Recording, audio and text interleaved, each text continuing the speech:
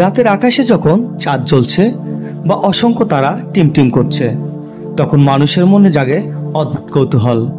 গভীর রাতের ছায়াপথ, দূর আকাশের নক্ষত্ররাজি সবকিছুই আমাদের ডাকে, জানতে চায় মহাবিশ্বের রহস্য কতটা গভীর। আল্লাহর সৃষ্টি এত বিশাল ও রহস্যময়, তার ছোট্ট একটি অংশ হলো আমাদের সৌরজগৎ।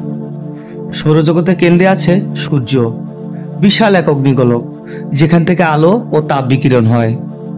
এই শক্তি পৃথিবী ও অন্যান্য গ্রহে জীবন ধারণের পথ খুলে দেয়। সূর্য ছাড়া আমাদের সৌরজগৎ অন্ধকারে ঢেকে থাকত। সব গ্রহ সূর্যকে কেন্দ্র করে ঘোরে, কারণ সূর্যের আকর্ষণ শক্তি অর্থাৎ গ্র্যাভিটি এত শক্তিশালী যে তা প্রতিটি গ্রহকে নিজের কক্ষপথে ধরে রাখে। গ্রহগুলো তাদের নিজস্ব গতিতে ঘুরছে, আর সূর্যের মহাকর্ষ তাদেরকে ছিটকে যেতে বাধা দেয়। তাই কোটি কোটি বছর ধরে এই ভারসাম্যটি টিকে আছে। একদিকে গ্রহের নিজস্ব গতি আছে, অন্যদিকে সূর্যের রয়েছে টান। এই দুই শক্তির সমন্বয়ে তারা নির্দিষ্ট কক্ষপথে ঘুরছে।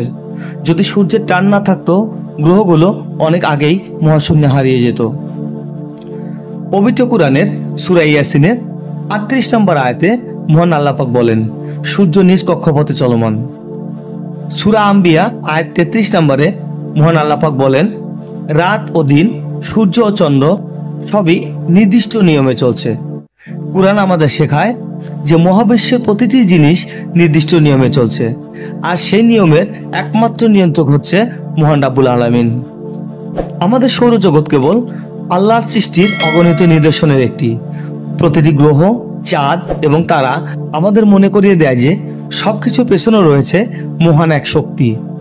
এই মহাবিশ্বের সুষম ব্যবস্থা আমাদের শেখায় জ্ঞান অর্জনের মাধ্যমে যে কৌতূহল তা আল্লাহর সৃষ্টি ও নিয়মকে আরো ভালোভাবে বুঝতে সহযোগিতা করে।